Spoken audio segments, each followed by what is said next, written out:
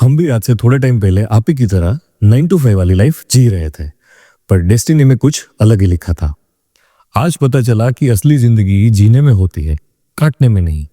अभी तक तो दुनिया के सर्कस में ही जी रहे थे, और आज हमने हनुवंतिया टापू का सनराइज देखा, वो भी हमारे कैंपेरवन से।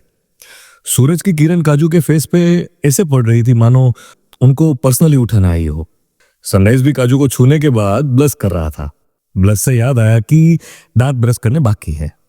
इतने में काजू के अंदर एक सेफ की आत्मा आ गई और उठते ही मेरे लिए अदरक से भरपूर चाय नाश्ता बना दिया। चाय कुछ ज्यादा ही बन गई थी कि हमने सूरज और पास में बह रही नदी को भी नाश्ते पे बुला लिया। इतना फ्रेश ऑक्सीजन वाला हेल्दी ब्रेकफास्ट करने के बाद बॉडी का खून तेजी से ऊपर चढ़ता गया, मानो जैसे मुझे किसी ने एनर्जी बूस्टर वाला इंजेक्शन लगा दिया हो। उतने में पेंच नेशनल पार्क से शेर भाई साहब का कॉल आया कि भाई कुछ दिन तो गुजारो पेंच में, हमने भी कितने दिन से इंसान नहीं खाया है। जंगल के राजा को कोई कैसे मना कर सकता है। फिर उनकी भूख को ध्यान में रख हमने निकाली हमारी छोटू सी कैंपेरवन और निकल पड़े अपने नए डेस्टिनेशन की ओर। कहा जाता है कि असली मजा डेस्टिनेशन में नहीं, रास्तों के सफर में है। पर थोड़ी ही देर में ये सफर बनने वाला था, क्योंकि हम हमारे कॉन्वॉय से अलग होकर रास्ता भटक गए थे। फिर गूगल भाई साहब का सहारा लेकर हम लग गए थे ठिकाने। पहुंच गए थे सबके पास। पहुंचते ही ऐसा लगा मानो कुंभ में बिछड़े भाई मिल गए।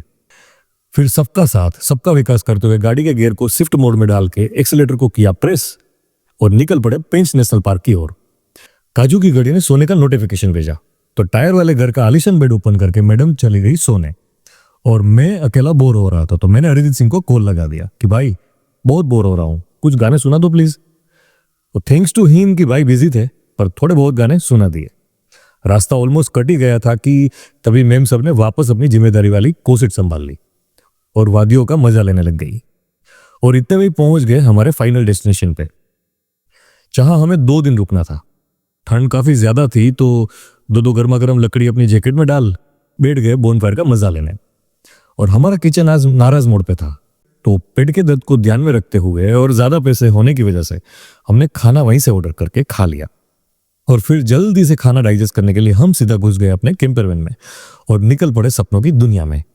अगर आपको भी ये रखड़ू सफर का हिस्सा बनना है तो फॉलो जरूर से कर लेना, क्योंकि पिक्चर तो अभी स्टार्ट हुई है मेरे दोस्त। और पूरा वीडियो देखने के लिए आप हमारे YouTube चैनल पे भी जा सकते हो, लिंक बायो में है।